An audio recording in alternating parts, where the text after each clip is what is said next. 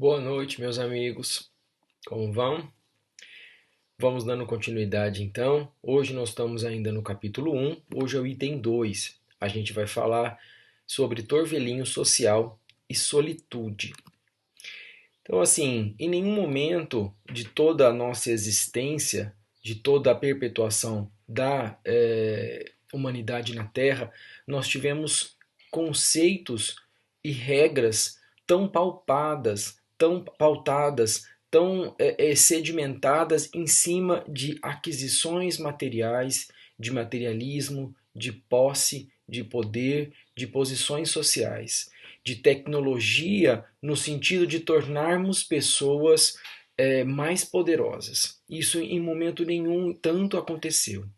Hoje em dia, nós temos regras sociais que, assim, não basta nós sermos saudáveis, nós temos que a sociedade pede que nós tenhamos corpos perfeitos, esculturais.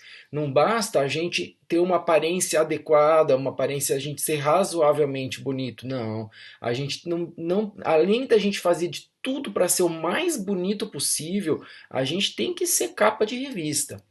Não basta a gente ser uma pessoa importante no nosso meio social, onde a gente está envolvido, a gente fazer a diferença na nossa família, no nosso trabalho. Não. A sociedade quer que nós tenhamos luzes, nós estejamos no palco o tempo todo. Não basta somente a gente casar, a gente ter um relacionamento, uma pessoa para compartilhar experiências e crescer junto, amparando arestas. A gente tem que ter filhos, a gente tem que ter o casamento aquele casamento de margarina, de família feliz.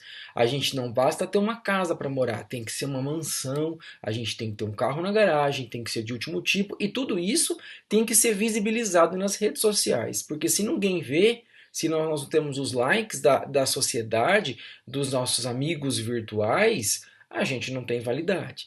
Então, essas regras sociais que foram impostas e que estão muito cristalizadas hoje em dia, elas tornam a nossa sociedade uma sociedade muito pesada. A nossa vivência uma vivência muito difícil.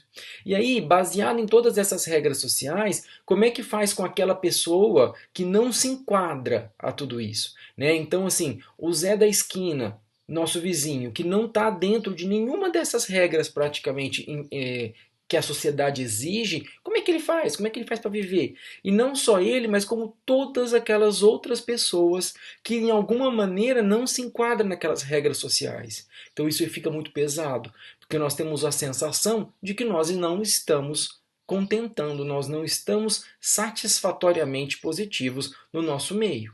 E aí é isso que a Joana chama de torvelinho social. É esse redemoinho aonde nós estamos tão envolvidos e tão inseridos nessa metamorfose de sermos aquilo que nós não somos, mas nós vestimos máscaras e nós fazemos de tudo para ser o que a sociedade gostaria que nós fôssemos, que a gente fica rodando. Então, quando a gente está no meio de um furacão, no meio de um torvelinho, a gente não consegue identificar nada, a gente está somente rodando, a gente vai no sabor do vento que gira. Então a gente não consegue parar para olhar, né? Então é essa sensação que ela quer dizer, que nós vivemos inseridos num torvelinho aonde nós não temos parada para realmente compreendermos o objetivo, o sentido da nossa existência, o que nós somos, o que nós podemos oferecer e assim por diante. A sociedade ela tem uma vontade de que de padronizarmos. Isso é uma coisa muito perigosa que acontece na sociedade. A sociedade, a humanidade quer grupos padrões estabelecidos. Essas regras são para todos, independente das suas limitações, das suas dificuldades, das suas aspirações, das suas necessidades pessoais. Nós perdemos a nossa individualidade de ser e nós assumimos características sociais globais padronizadas. E a gente tem que tomar muito cuidado com isso. Além do mais, as necessidades e o que acontece com cada pessoa é muito relativo. Então, às vezes, o que para mim é muito importante, e é muito bom, e é muito saudável, e é muito fácil de conseguir, para uma outra pessoa não é. Então, quando a gente padroniza uma sociedade, a gente coloca que todo mundo tem que alcançar aquela meta. Só que às vezes a meta está alta demais para alguma pessoa, naquele âmbito. No outro âmbito as coisas se invertem, né? Então essa figurinha, eu achei ela uma figurinha muito explicativa. Então, um dinossauro está lá dentro do mar, né? Então ele tá, como ele tem um pescoço muito largo, muito alto, muito comprido, para ele aquele mar não é grande demais, não é profundo demais. Tá ok, tá batendo no pescoço.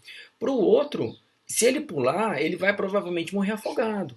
Então, assim, quando a gente busca se espelhar e se orientar por normativas de outras pessoas, não que as pessoas façam por mal, façam para nos prejudicar, mas a referência daquela pessoa é diferente da minha referência. Então eu tenho que saber essa nuance de o que é importante e o que é adequado e o que é possível para mim. A sociedade está nos tornando em códigos de barra. Nós somos números. Somos números no nosso trabalho, somos números em todos os lugares onde nós estamos. E atrás das redes sociais que nós achamos que nós estamos nos mostrando, nós somos números. Eles estão vendo o que nós estamos acessando, como nós estamos acessando, eles estão querendo nos vender o tempo todo, nos proporcionar algum tipo de bem agregado material para aquilo que nós trazemos nas nossas postagens. Então a gente tem que tomar muito cuidado porque nós estamos perdendo a nossa individualidade através desse torvelinho social. Agora eu vou trazer um videozinho para vocês, é um videozinho muito bacana, que ele fala bastante sobre as expectativas que a humanidade, que a sociedade nos impõe atualmente. Espero que vocês gostem bastante. Mas nossos desejos são... Sempre bastaria ter saúde, dinheiro e amor, o que já é um pacote louvável, mas nossos desejos são ainda mais complexos. Não basta que a gente esteja sem febre. Nós queremos, além de saúde, ser magérrimos, sarados, irresistíveis. Dinheiro não basta termos para pagar o aluguel, a comida, o cinema, o teatro. Nós queremos a piscina olímpica, uma temporada num spa 5 estrelas. E quanto ao amor, não basta termos alguém com quem podemos conversar, dividir uma pizza e fazer sexo de vez em quando. Isso é pensar pequeno. Nós queremos amor, amor todinho, maiúsculo. Nós queremos estar visceralmente apaixonados. Nós queremos ser surpreendidos por declarações e presentes inesperados. Nós queremos jantar à luz de velas de segunda a domingo. Nós queremos sexo selvagem e diário. Nós queremos ser felizes assim e não de outro jeito. É o que dá. É o que dá ver tanta coisa. É o que dá ver tanta televisão. Simplesmente esquecemos de tentar ser felizes de uma forma mais realista. Ter um parceiro constante pode ou não ser sinônimo de felicidade. Você pode ser feliz solteiro, feliz com romances ocasionais, feliz com um parceiro, feliz sem nenhum. Não existe amor minúsculo, principalmente quando se trata de amor próprio. Dinheiro é uma bênção. Quem tem precisa aproveitá-lo, gastá-lo, usufruí-lo. Não perder tempo juntando, apenas o suficiente para se sentir seguro, mas não aprisionado. E se a gente tem pouco, é com esse pouco que vai tentar segurar a onda, buscando coisas que saem de graça, como um pouco de humor, um pouco de fé, um pouco de criatividade. Ser feliz de uma forma realista é fazer o possível e aceitar o improvável. Fazer exercícios sem almejar passarelas. Trabalhar sem almejar o estrelato. Amar sem almejar o eterno. Olhe para o relógio. É hora de acordar. É importante pensar-se ao extremo. Buscar lá dentro o que nos mobiliza, instiga e conduz mas sem exigir-se desumanamente. A vida, a vida não é um jogo onde só quem testa seus limites é quem leva o prêmio. Não sejamos vítimas ingênuas dessa sempre total competitividade. Vamos competir. Não, se a meta está alta demais, reduza. Se você não está de acordo com as regras, demita-se. Invente seu próprio jogo. Faça o que for necessário para ser feliz. Mas não se esqueça que a felicidade é um sentimento simples. Você pode encontrá-la e deixá-la ir embora por não perceber sua simplicidade. Ela transmite paz, e não sentimentos fortes, que nos atormentam e provocam inquietude no nosso coração. Isso pode ser alegria, paixão, entusiasmo, mas não felicidade.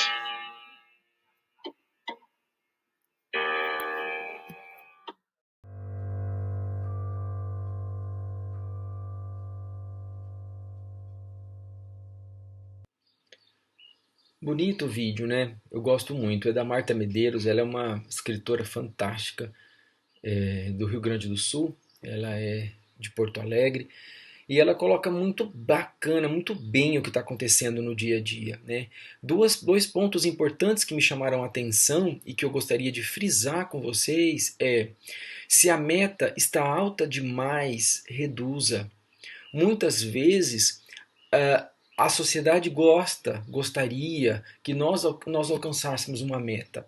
Às vezes a meta não é ruim, não é inadequada. Às vezes ela é até positiva, tanto no nosso trabalho, quanto na nossa vida pessoal, profissional, quanto na nossa vida pessoal em casa, na nossa vida religiosa às vezes. Enfim, existem alguns tipos de objetivo e nós temos que ter esses objetivos que são as nossas metas, porque senão a gente não sai do lugar.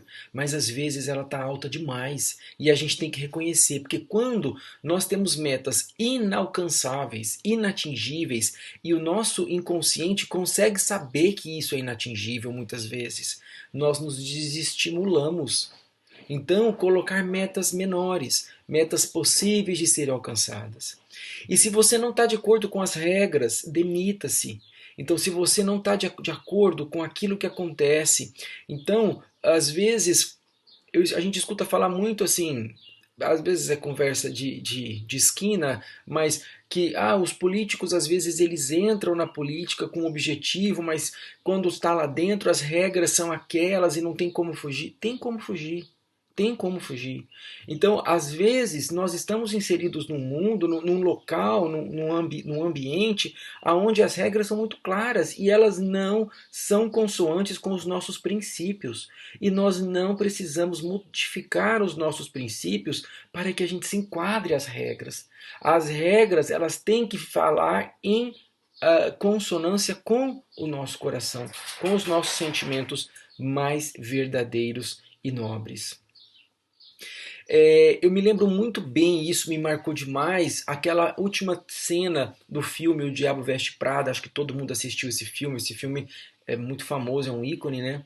Quando a Emily, ela, não é Emily, né? Eu esqueci o nome dela, essa atriz, ela tinha tudo que ela poderia ter no âmbito profissional, né? Ela era discípula de uma grande profissional que trabalhava na moda e ela estava crescendo muito, e ela estava conhecendo o mundo inteiro e ela tinha muitas pessoas aos seus pés.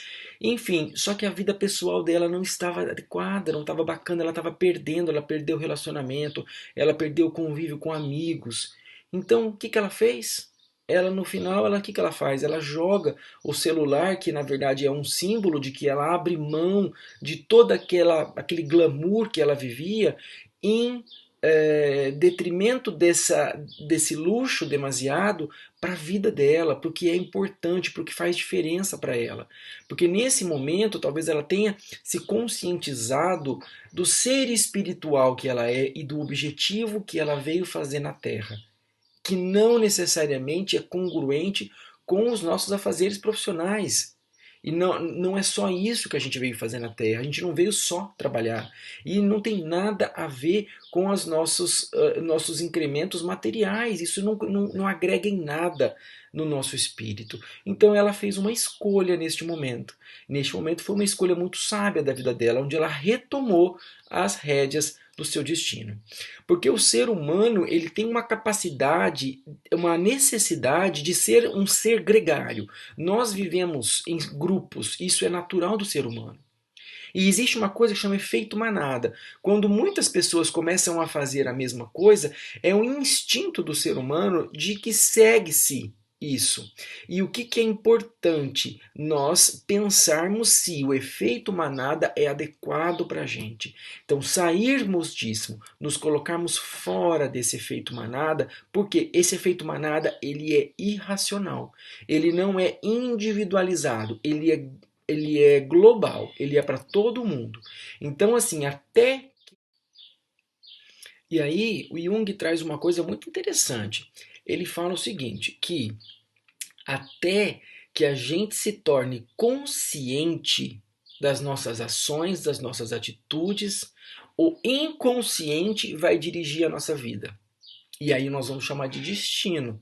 Na verdade, existe um inconsciente que está tomando espaço, que está ocupando a nossa vida. Por quê? Porque o nosso consciente está adormecido. Ele deixou na mão do inconsciente. Então a gente tem que trabalhar a nossa consciência e aos poucos isso vai se levando para o inconsciente também. E aí a gente vai tomando as rédeas da vida.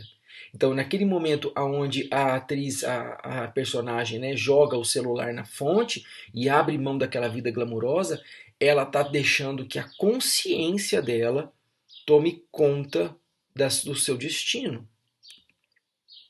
E a gente tem uma tendência a ficar inerte na vida, né? A gente tem essa tendência de que as coisas estão indo e a gente continua indo. E aí, essa imagem eu achei muito bonitinha. A vida chega pra gente e fala: meu anjo, se você começar a fazer as suas mudanças agora, você terá plenitude no seu tempo. E não vai precisar sofrer sem necessidade em cima da hora.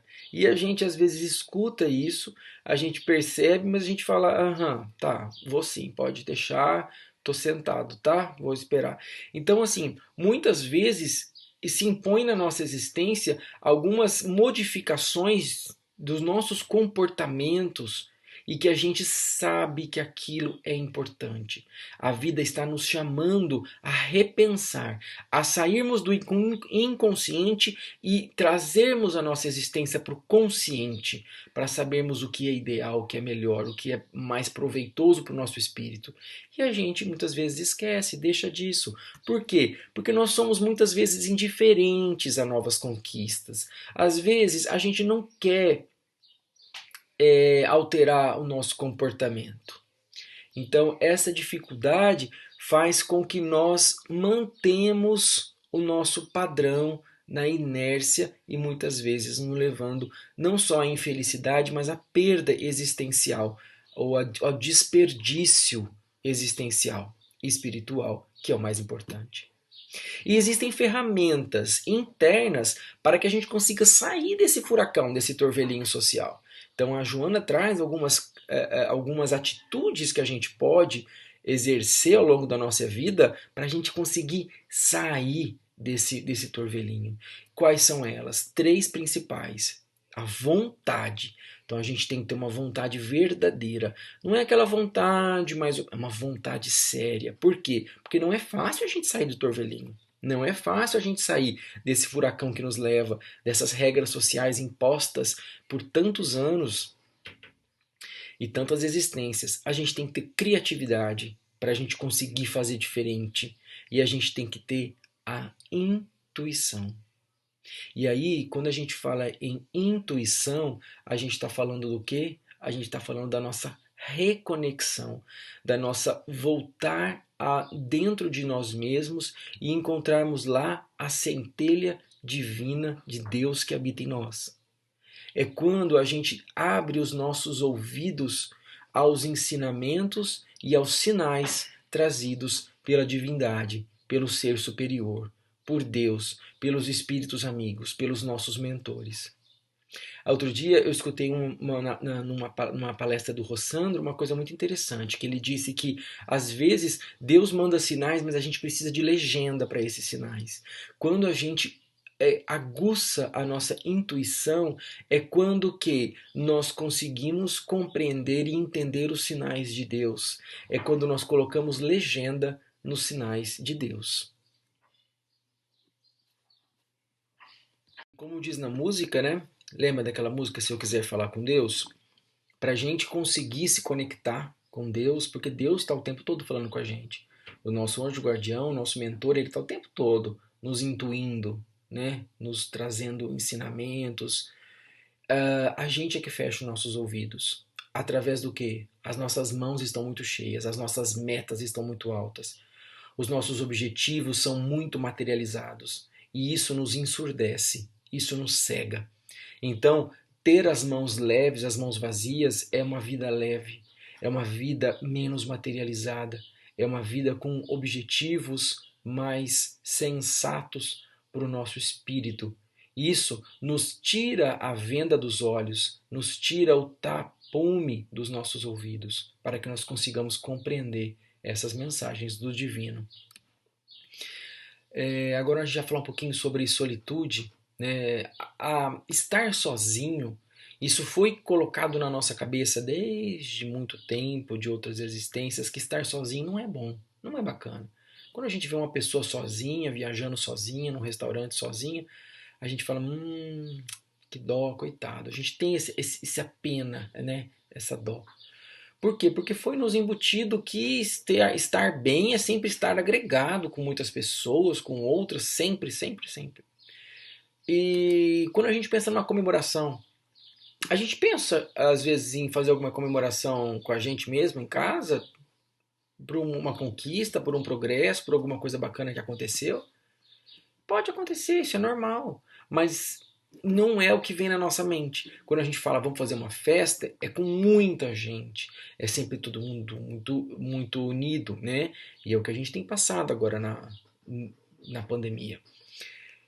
Enfim, estar no cinema sozinho é uma coisa que traz pena às outras pessoas. Então, existe um peso de estar sozinho que a sociedade nos trouxe. Mas esse peso, ele não é real, ele não é verdadeiro. Então, eu trago para vocês uma diferença entre solitude e solidão. A solitude, ela é a glória de estar sozinho. Ela é o regozijamento, ela é a satisfação em você estar a sós com você mesmo. Que é o ser mais importante da existência, é você mesmo para você. E a solidão, ela já é a dor de estar sozinho. Então, quando eu me sinto solitário, eu estou só, mas eu estou sozinho com dor. E a solitude, eu estou só e eu estou ótimo. Eu estou feliz, eu estou bacana, eu estou tranquilo comigo mesmo. E a gente pode estar sozinho, a solitude e a solidão, ela pode acontecer independente da parte física. Então nós podemos nos sentir sozinhos e solitários no meio de um monte de gente, no meio de uma festa. E nós podemos sentir a solitude de nós com nós mesmos também envolvidos com outras pessoas, tá? Então a solitude, ela é quando nós conseguimos nos reconectarmos com nós mesmos. Nós saímos da manada. Então a manada toda está indo para um canto. A gente pega e a gente simplesmente fala, não, isso para mim agora não é ideal, não é bacana. Eu vou então entrar em contato comigo mesmo, com as minhas melhores aspirações. Então não tem nada a ver com solidão, esse conceito de solitude.